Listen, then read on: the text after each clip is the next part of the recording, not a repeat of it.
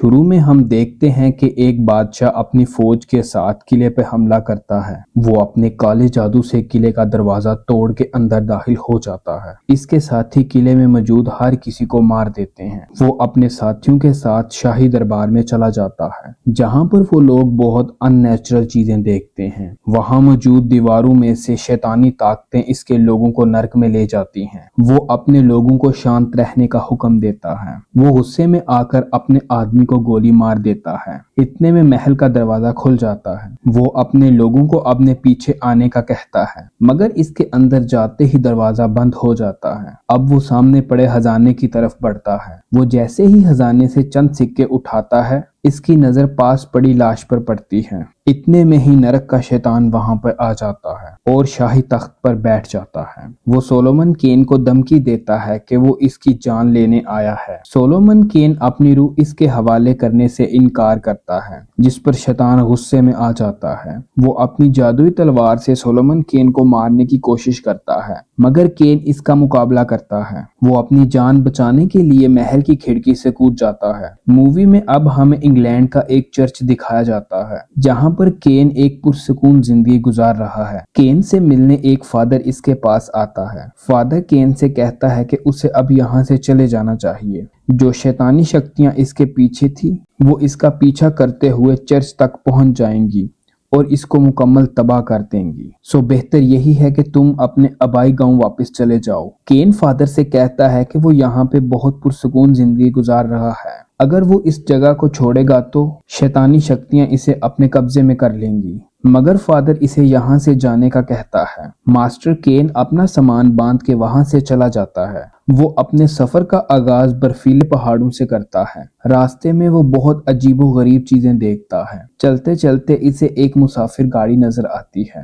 وہ لوگ کین کو اپنے ساتھ چلنے کا مشورہ دیتے ہیں، مگر کین ان کے ساتھ جانے سے انکار کر دیتا ہے اور اکیلے ہی اپنا سفر جاری رکھتا ہے۔ راستے میں کچھ ڈاکو کین کو پکڑ لیتے ہیں۔ وہ اس کی تلاشی لیتے ہیں، مگر انہیں کچھ نہیں ملتا۔ وہ کین کے سر پہ وار کر کے اسے وہیں بے ہوش کر کے چلے جاتے ہیں۔ بے ہوش ہوتے ہی کین اپنے ماضی میں چلا جاتا ہے، جہاں اس کا باپ اسے چرچ کو سونپنے کا حکم دیتا ہے، مگر کین اپنے باپ کا حکم ماننے سے انکار کرتا ہے اور شاہی خاندان کو چھوڑ کے چلا جاتا ہے۔ اتنے میں کین کی آنکھ کھل جاتی ہے۔ وہ دیکھتا ہے کہ کچھ لوگ اس کی جان بچا لیتے ہیں۔ یہ لوگ ندی کے کنارے اپنا کیمپ لگاتے ہیں۔ رات ہوتے ہی کین دوبارہ خواب دیکھتا ہے، جس میں وہ اپنا شاہی خاندان چھوڑ کے کہیں دور جا رہا ہے۔ اسے کسی کے چیخنے کی آواز سنائی دیتی ہے۔ وہ جلدی سے پہاڑی کے دوسری طرف جاتا ہے، جہاں اس کا بڑا بھائی ایک لڑکی کو جان سے مارنے کی کوشش۔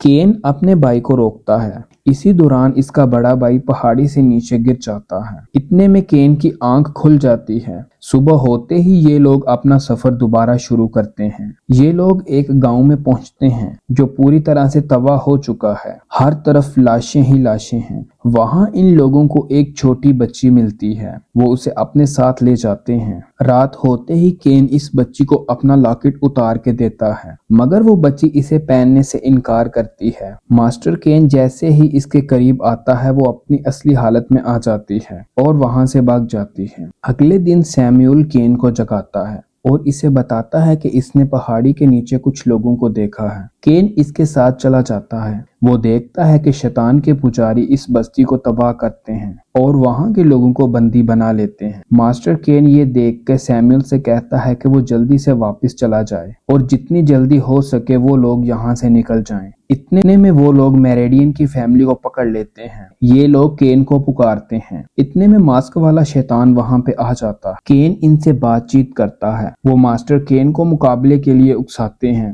مگر ماسٹر کین ان سے مقابلہ کرنے سے انکار کرتا ہے۔ وہ انہیں بتاتا ہے کہ اس نے شپت لی ہے کہ وہ مقابلہ نہیں کرے گا۔ اتنے میں ایک آدمی سیموئل کا گلا کاٹ دیتا ہے۔ یہ دیکھ کے وہ اپنا وعدہ توڑ دیتا ہے اور ان سے لڑنا شروع کرتا ہے۔ وہ لوگ میریڈیتھ کو اپنے ساتھ لے کے وہاں سے نکل جاتے ہیں۔ اتنے میں زخمی حالت میں ولیم کین سے وعدہ لیتا ہے کہ وہ ہر حال میں میریڈیتھ کو بحفاظت واپس لائے گا۔ ماسٹر کین ولیم سے وعدہ کرتا ہے کہ وہ اسے صحیح سلامت واپس لے آئے گا۔ اس کے بعد کین وہاں سے چلا جاتا ہے اور شیطان کے پجاریوں کی تلاش شروع کرتا ہے۔ وہ قریبی بستیوں میں جاتا ہے، مگر اسے موت کے سوا وہاں کچھ نہیں ملتا۔ وہ میریڈتھ کی تلاش جاری رکھتا ہے۔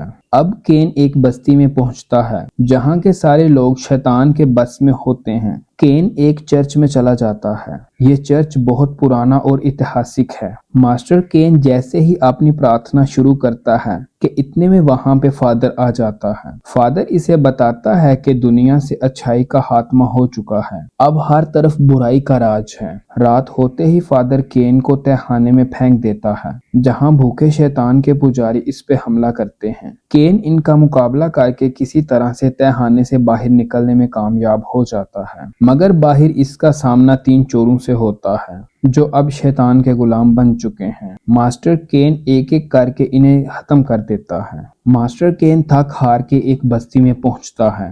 وہ وہاں کے شراب خانے میں جا کے بیٹھ جاتا ہے۔ اب اسے امید نہیں کہ ولیم کے ساتھ کیا ہوا وعدہ وہ پورا کر سکے گا۔ اتنے میں کچھ لوگ اس کے پاس آتے ہیں اور اس سے مدد مانگتے ہیں، مگر کین ان کی مدد کرنے سے انکار کرتا ہے۔ صبح ہوتے ہی اس بستی میں شیطان کے سپاہی آ جاتے ہیں اور کچھ غداروں کو سولی پہ لٹکاتے ہیں۔ وہ لوگ ماسٹر کین کو بھی پکڑ لیتے ہیں اور اسے بھی سولی پہ لٹکا دیتے ہیں۔ شیطان کے پجاری لوگ جیسے ہی وہاں سے جانے لگتے ہیں کہ میریڈتھ کی نظر ان پہ پڑ جاتی ہے۔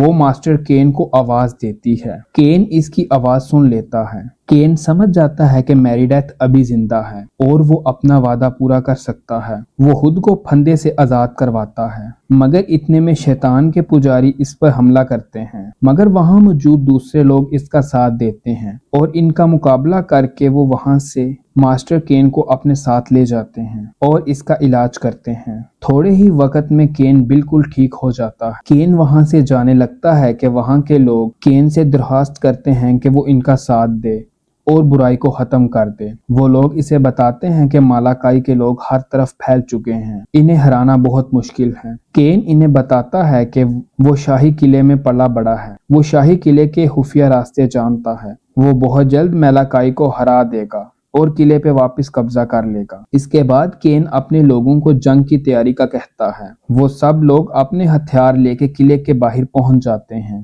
ماسٹر کین سب کو لے کے ایک خفیہ راستے سے قلعے کے اندر چلا جاتا ہے۔ اتنے میں مالاکائی کے لوگوں سے ان کی جنگ شروع ہوتی ہے۔ کین لڑائی کے دوران محل کے ایک دروازے کے ذریعے محل کے اندر پہنچ جاتا ہے۔ وہ تہہ خانے میں موجود تمام بندی بنائے گئے لوگوں کو آزاد کروا دیتا ہے۔